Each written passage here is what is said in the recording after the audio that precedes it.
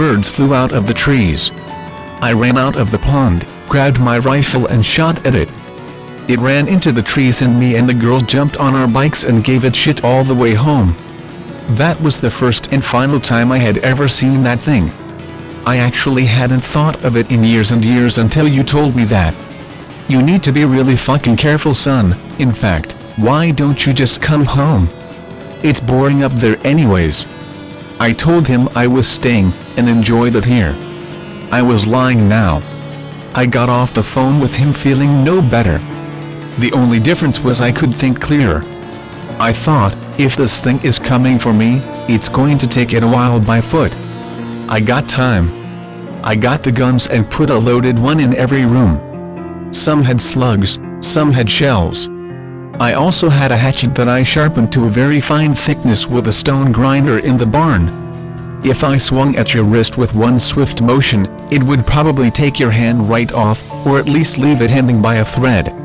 As nightfall drew closer, I made one final meal and killed all the lights and left all the blinds open for good visibility and to make it hard for whatever is out there to see me inside. I went upstairs, which was 2 bedrooms that had large windows and one walkout balcony. I thought this would be an excellent spot to watch and snipe. As I settled in to see if this thing would come, I began thinking about what I was going to do earlier. I still was depressed, but because I was active and keeping my mind onto something, I didn't feel like offing myself anymore. Maybe that was it, I thought. Keeping active, busy and productive, with a bit of excitement thrown in keeps your mind off shit that doesn't really matter anyways. Just as I was having a bit of a personal milestone, I heard heavy footsteps in the snow. I looked out the window and before my eyes stood that thing I had seen earlier, but now in full view. I got a strong feeling of nervousness and my abdomen tightened and barked at me as if sheer fear. It was just as my dad described to me, piercing blue eyes, almost glowing. The moonlight reflected off of them like the cover of the dark side of the moon. It had the color and appearance of the grit in the bottom of your barbecue if you don't clean it much. I ran out on the porch to get a shot off. It darted off around the house before I could even lift my weapon. Fuck. Ran inside again. Ran to other window. I could see it again, just standing there like an idiot watching me. I turned the crank, and the window opened up. I said, "Who are you?" It didn't respond, it just stared at me. I repeat, "Tell me who you are, or I am going to shoot you." It then said its name. It said in a slow, drawn-out harsh hoarse voice. "Jurdak, my name." I said, "What do you want with me?" "I am minding my own business, what are you doing here? Please leave me." It then walked closer to the house and looked up at me. My nose was filled with the most pungent odor ever. It then said, "If you won't, I will." In that same exact voice that can almost not be described unless it was mimicked with some type of computer sound program. I said, "Do what?" It said, "Kill yourself." "You failed." My heart froze. I decided not to do it. It then stretched its arms out to the wall of the house and began scaling it like it was fucking Spider-Man. I yelled and panicked from sheer shock and fumbled my rifle. It fell right out of the fucking window, and by the time it was feet away from the window, it reached its god-awful hand into the window and cut my arm with its fingernail. I grabbed my hatchet and buried it in its forearm, and it made a sound a bear makes when you shoot it. It fell to the ground on its side and I ran for the spare gun in the room. I came back to the window and it was running for the barn. I took a shot, but it didn't do much. This gun had a shell and it isn't ideal for the range I fired at. I pushed my dresser to the hall and pushed it down the stairs. I then pushed the bed to the hall and pushed it down the stairs. I then pushed a few end tables in the staircase. I essentially clogged it up so it couldn't get up there from the main floor. I know it can climb now, but I'd prefer to only have to cover 2 sides than multiple sides. I locked the door and just kept my eyes and ears open. I didn't see it again. Daybreak came quick. I could see its blood droplets in the snow. I climbed over and pulled shit out of the stairs and investigated. It was nowhere to be found. I grabbed my rifle and followed the droplets. It went down the tractor trail. I walked for 10 minutes following this trail. I could see it go off even further and its foot tracks as well. I decided it wasn't worth it to go ahead and hunt it. It probably went as deep if not deeper the first time I had seen it. I decided it was time to leave this place for good. I went inside, grabbed my clothes, got into my car and started driving off. I never told my dad or my grandpa. I still have nightmares of this thing, and wonder how it knew what I was thinking or going to do. I've been trying to research other sightings and descriptions of it, but can find nothing unfortunately. I don't want to say it is a demon because I really don't know or believe in that religious crap. I don't know what it is. No idea. All I know is for the last 8 years since it has happened, I have had a slew of health problems and bad luck. I have night terrors of jerk almost 95% of my sleeps. I have to take medications just to fall asleep. I think it may have been the nail that cut me when it reached into the window.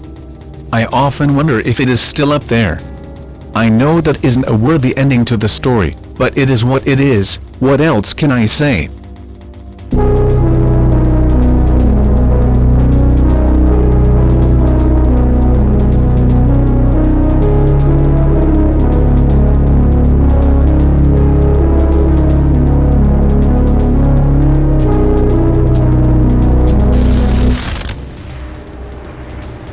Alrighty, here we go.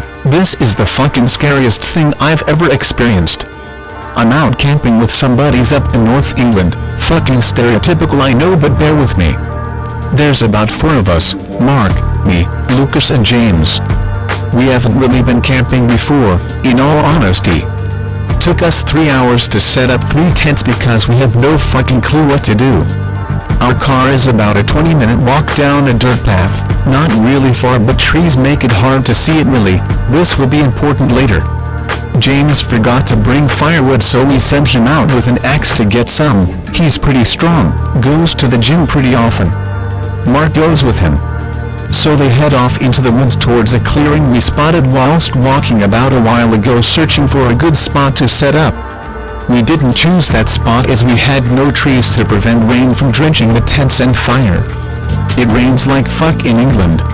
So Mark and James are out collecting firewood. It's just me and Lucas chilling, drinking, etc. About an hour later, Mark and James come back. They don't have the axe. I ask where James put it, as he was the one holding it when they walked away. He asks Mark the same thing. Mark asks him. Lucas points it out. It's leaning against a tree not 3 meters away. It looks weird, like a glitch texture in the game. Kind of blurred, if you get what I mean. Brush it off. Mark picks it up and it just looks normal, so I don't bring it up. Nothing really happens. We go to bed early due to lack of fire to sit around. We had all 4 tents set up by now. I wake up in the night for no reason. Literally fuck all, quiet ass, all buggery. As if sounds had been muted.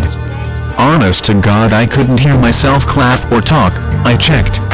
Worried for my hearing, I go back to sleep, see if I'm okay in the morning. James wakes me up. The fuck were you clapping at, and on? Or I temporarily lost my hearing. I'm not surprised. We were up until 4 around the campfire and you kept screaming and laughing at it. We didn't have a fire last night though? Yeah, we did. Fucking remains of a fire outside in the middle of the tents. I'm actually scared at this point. I can't reason with the situation. No. Oh, I was tired. Bullshit. So I just sit down, try to process this all. Mark, James and Lucas all talking. They notice me kind of sitting there. Mark asks what's up. We didn't have a fucking fire last night. What? There is no fire. I know. James chimes in here. There was a fire, you guys sat by it with me last night. Lucas also chimes in, no we fucking didn't. All 3 of us do not remember a fire. James insists there was a fire. He gets kinda mad, and goes back into his tent. Me, Mark and Lucas leave him to chill. We head out to that clearing earlier. Lucas heads back to the car to get a pocket knife. He wants to do some carving and stuff. He likes sharpening sticks and shit. We watch him go down the path. We only see his head after a while because the trees block out his body. He ducks under a low branch. He doesn't come back up. We just go to the clearing, assuming he just kept low to not hit his head or some shit. We get there and Lucas is fucking there. He was 10 minutes away, we were 3 minutes from the clearing. How the fuck did you get here so fast? Anon, I've been walking with you since we left camp. We just watched you fucking leave to go to the car. No you didn't. Mark speaks up in a kind of whisper. Anon, that's not Lucas, look. He kind of tilts his head towards the path to the car. Lucas is fucking by the car, we see his head inside it, he's looking for his pocket knife. Whatever is stood with us sees Lucas too. It throws its head back and opens his mouth. Emits this high-pitched sound, like a dog whistle, but for humans. Collapse due to its loudness. Vision going white as fuck. Sound won't stop.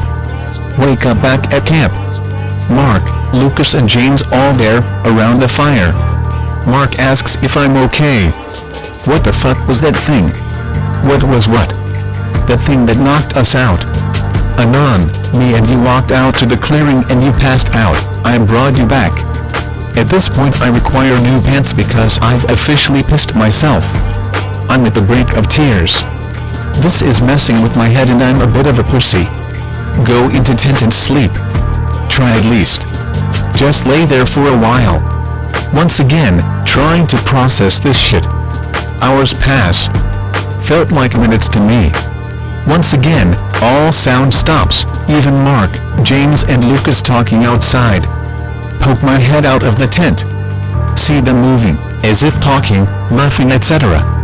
Duck my head back and same high-pitched sound that thing in the clearing made but not as loud. Doesn't hurt me this time.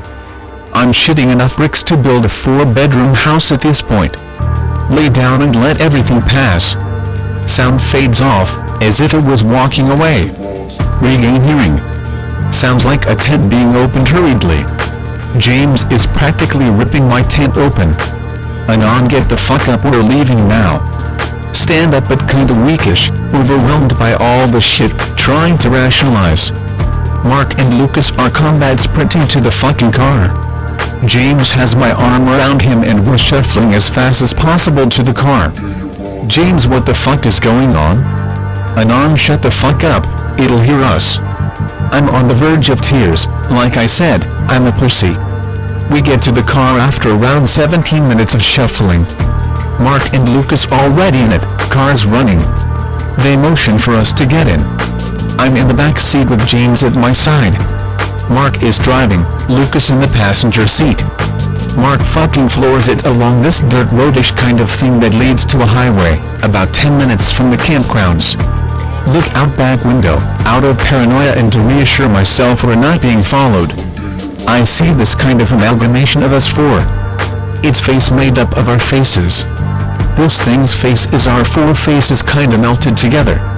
Vision goes white, like I just got flashbanged or some shit. Whatever this thing is, it didn't want to be seen in this state. High-pitched sound, causing agony. Got a massive headache from it. Anyway, Mark is fucking flooring it away from the site and we get to the highway. Every now and then my vision will blur like fuck. Think it's following us. High-pitched sound hasn't stopped, just not loud enough to hurt anymore.